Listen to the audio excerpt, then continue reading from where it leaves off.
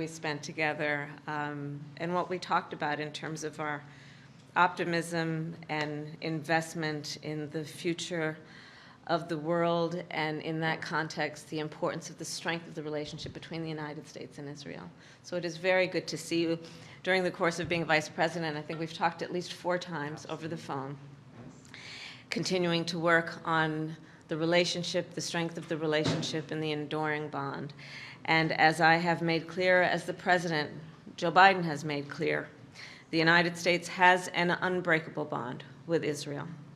And our commitment to Israel's security is ironclad.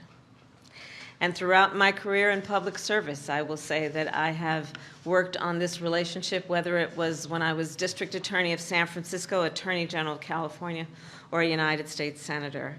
And I am particularly excited then, based on the work that we have done together and will continue to do, on the growing partnership we have in innovation, in technology, and our work to address the climate crisis.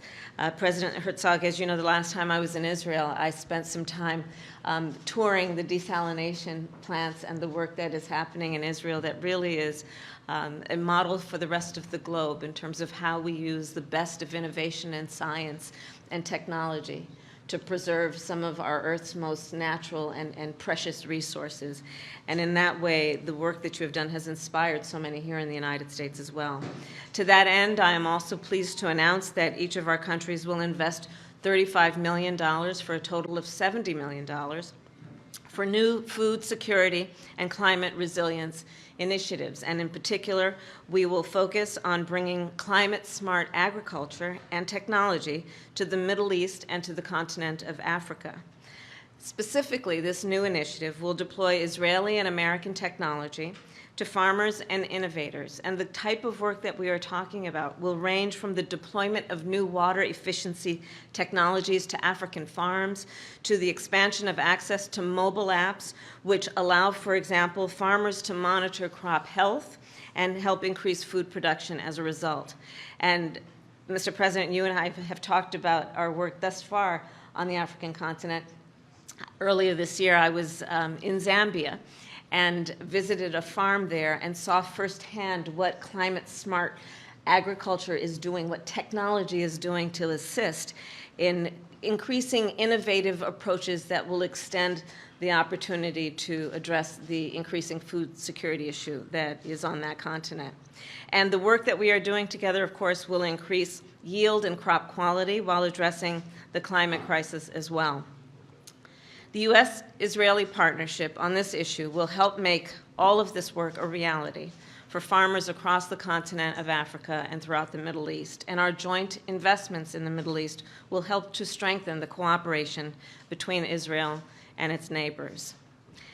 In addition today to the discussion about those topics, we will discuss our work and our continuing work to promote an integrated and interconnected Middle East.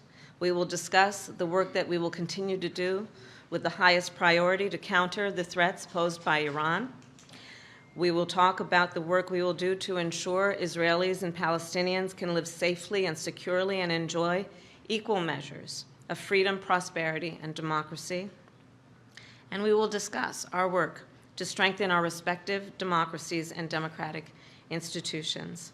And with that, I will say, President, it was my honor to be with you virtually and your brother, the ambassador, at the celebration of the 75th anniversary of Israel.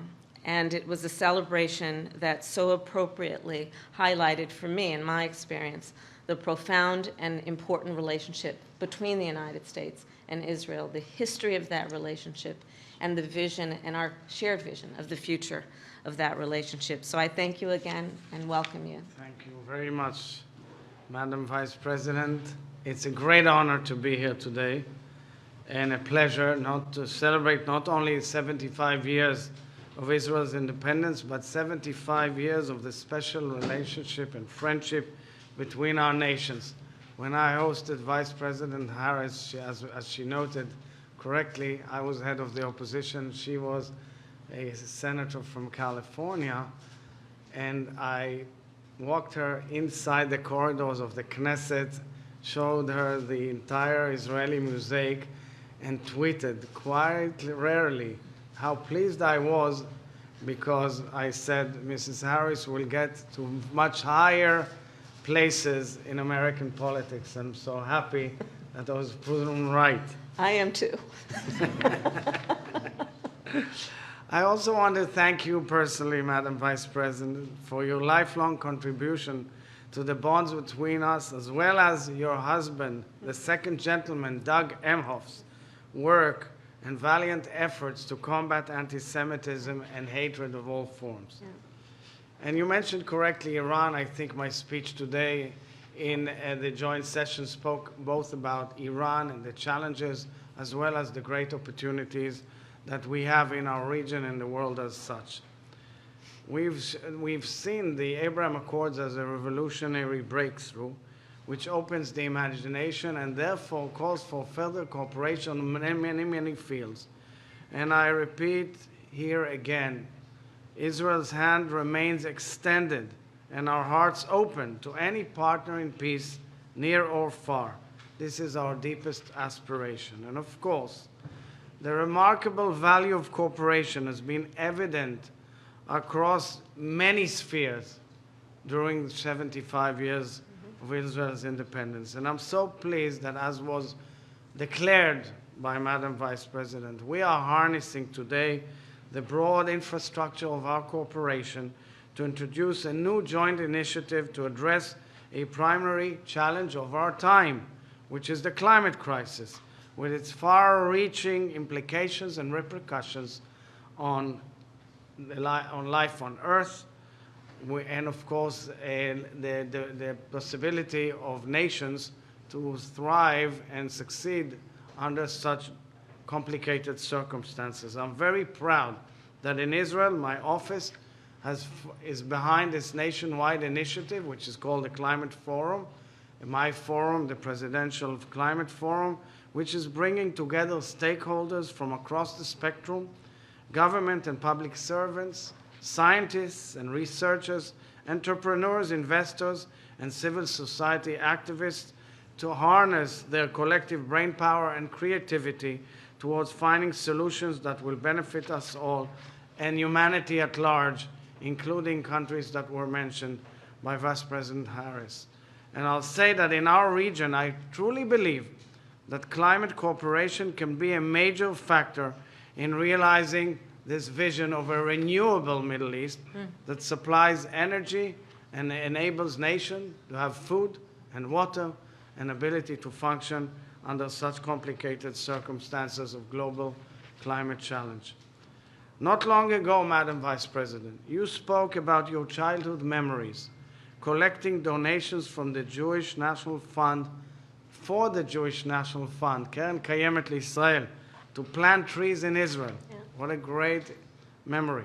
Of course, it was an act of love and hope for Israel, but it was also an act that reflected core values of connection with our environment and the desire to harness human ingenuity to turn every challenge into an opportunity.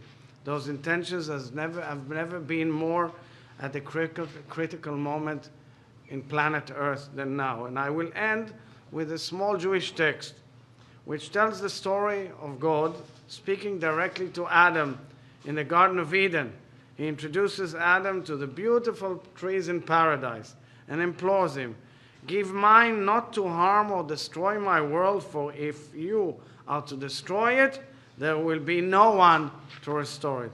So we follow in this path, and let's work together to do well for humanity and, of course, the strong relations between the United States and Israel. Thank you very much, Madam Vice President.